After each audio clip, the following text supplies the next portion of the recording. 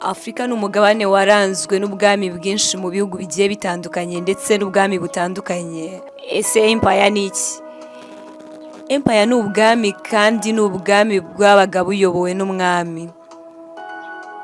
Muri Afrika habaye ubwami cyangwa se ama-empire agiye atandukanye. Muri ayo ma-empire agiye atandukanye tubonamo Mali Empire, Ghana Empire, Songhai Empire, Kanem-Borno Empire, Mwene Mutapa Empire cyangwa se Mono Mutapa Empire, Zulu Empire ndetse n'ubundi bwami butandukanye.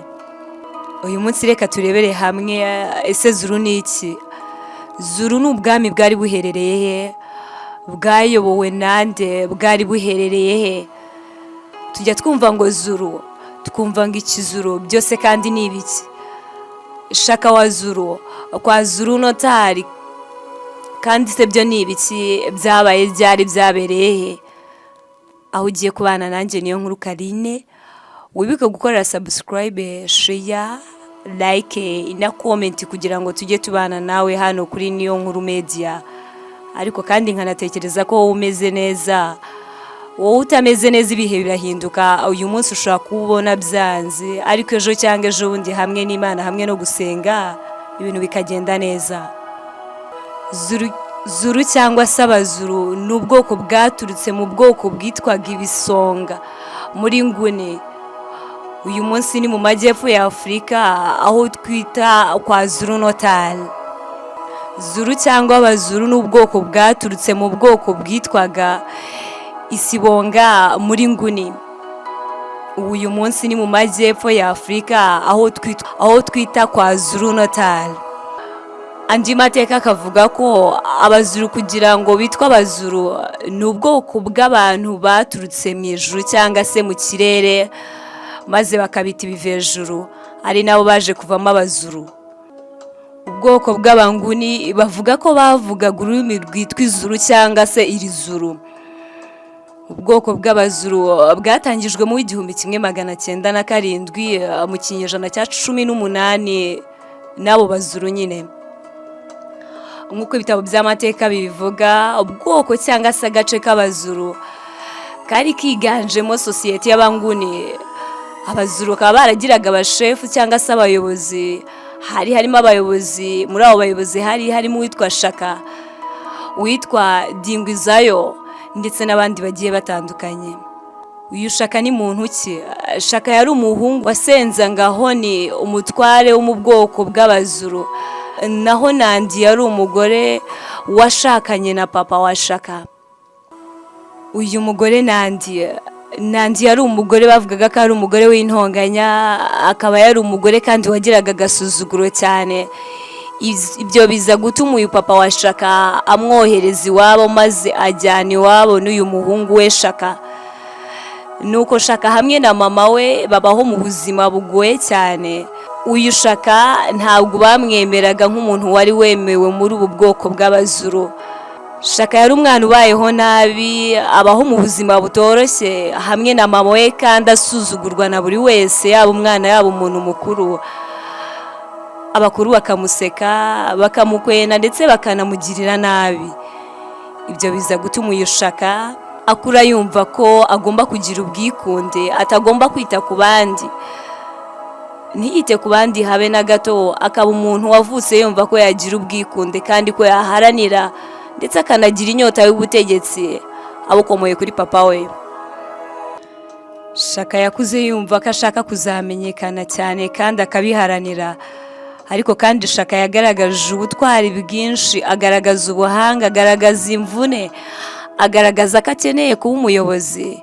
Aho mu 1809 Shaka yinjiye mu ngabo za Dingwizayo. Izi ngabo Shaka yumvaga ko azigiriye icyizere cy'uko zamufasha maze akazagera ku ntego ye, kuko nawe yumvaga ko ashaka kuzasimbura papa we mu butegetsi, nawe akaba umutegetsi ukomeye muri buriya bwami. Ubwami bwari buhereye hariya Kwa Zulu Natal. Uko mu 1816 Shaka asimbura ise wari umajije kwitaba Imana. Ubwami bwa Zulu nk'uko twabibonye bwari buherereye mu majyepfo mu majyepfo ya Afurika hariya kwa Zulu Natal. Hanyuma Shaka ayobora kuva mu 1816 ageza mu 1828 ubwo yicwaga. Ubwami bwa Zulu ntibwarangiye burundu nk'ubutegetsi bw'umuco cyangwa se ubutegetsi bwigenga mu buryo bw'igihugu, bwo bwatsindwaga n'Abongereza mu ntambara ya Anglo-Zulu, aho Abongereza bashakaga kugarurira ibihugu byose byo mu majyepfo ya Afurika harimo n'akariya gace ka Zulu.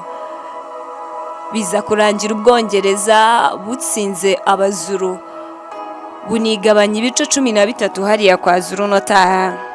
Ariko kandi nanone ubwami bwa Zulu ni bumwe mu bwami bw'ingenzi kandi bufite amateka akomeye mu mateka ya Afurika yo munsi y'ubutayu bwa Sahara, cyane cyane mu gihugu cya Afurika y'Epfo. Ubwami bwa Zulu bwashinzwe mu gice cy'amajyaruguru y'igihugu cya Afurika y'Epfo hafi y'inyanja y'Abahinde mu ntara yitwa Kwa Zulu Natal.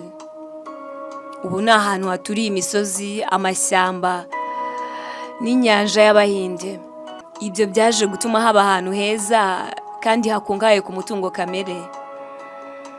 Ubu bwami bwa Zulu bwatangiye mu kinyejana cya 18 ariko kandi bumenyekana mu gihe uyu Shaka yari ayoboye ubu bwami mu 1816 kugeza mu 1828 ariko kandi muri icyo kinyejana cya 19. Dore bamwe mu bami b'ingenzi bayoboye ubu bwami bwa Zulu.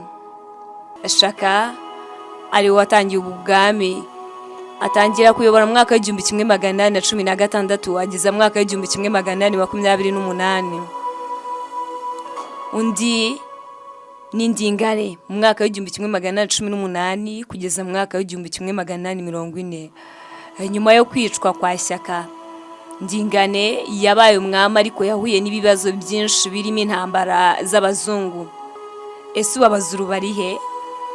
Uyu munsi Abazulu baracyari benshi cyane mu ntara yo kwa Zulu Natal mu majyepfo ya Afurika, nubwo ubwami bwabo budakikomeye nk'uko byahoze.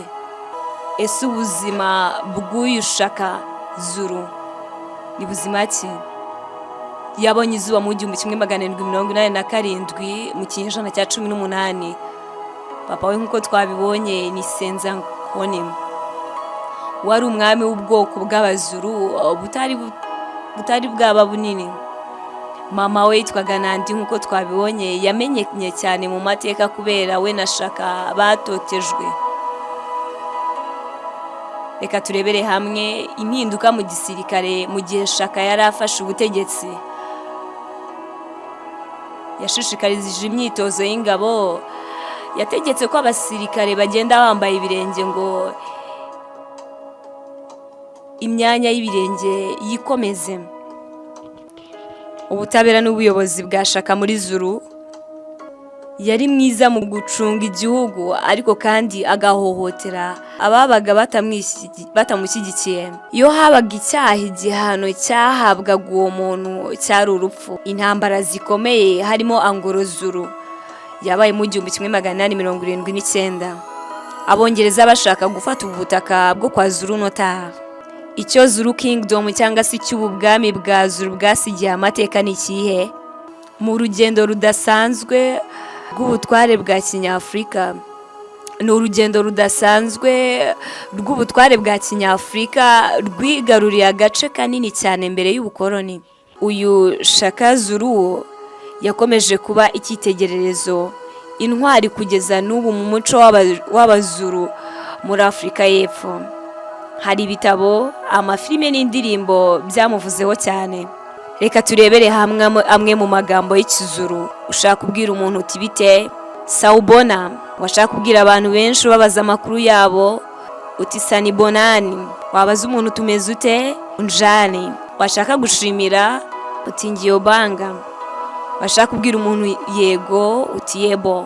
Washaka kubwira umuntu uti hoya ni cha. Ushaka kuvuga umwami uvuga ingotsi. Reka turebere hamwe ariko kandi umwihariko w'ubwami bwa Zulu. Bagiraga imihango ikomeye cyane kandi igendeye ku muco.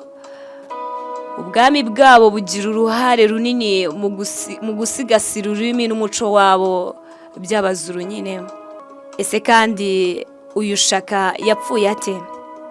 Yishwe n'abavandimwe be mu 1828 harimo uwitwa Dingan.